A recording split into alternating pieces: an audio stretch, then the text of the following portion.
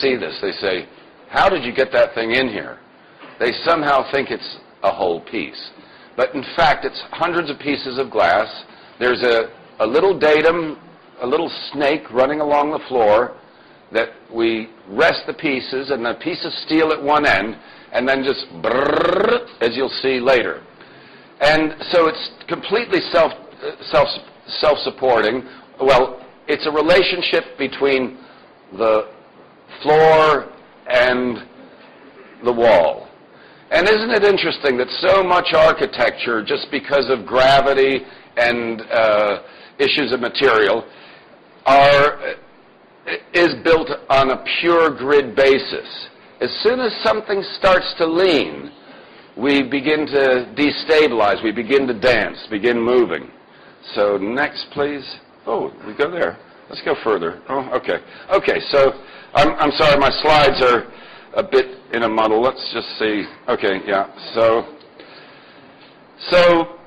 in fact, I'm going to move a little bit further forward. Oh, look at these guys go. Whoop, whoop, whoop, whoop, whoop, whoop, whoop. Okay, look at that. Okay, we're... Hey, that's nice. I think I missed Canary Wharf. Okay.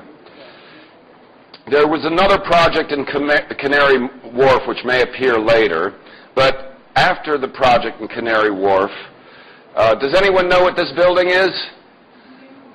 It's the Renaissance Center in Detroit.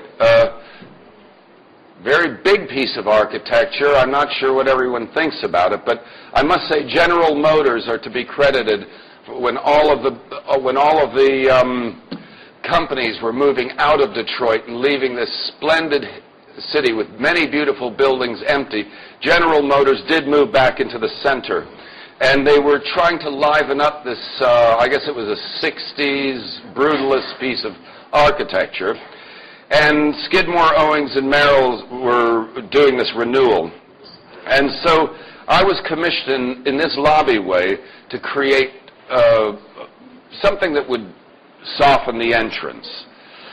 So these strips of glass here that you see these fellows installing, ooh, look at them go, like that, are 6.5 meters in length, actually longer than most glass.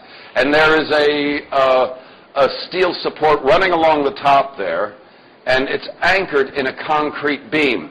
Oddly enough, the Americans don't believe in the use of steel. In Europe, we would have used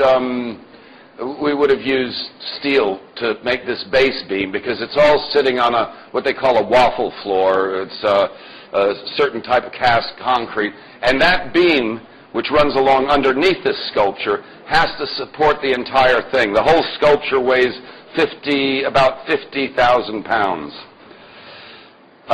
So the pieces, like the earlier one, are fitted into position very much in the same way.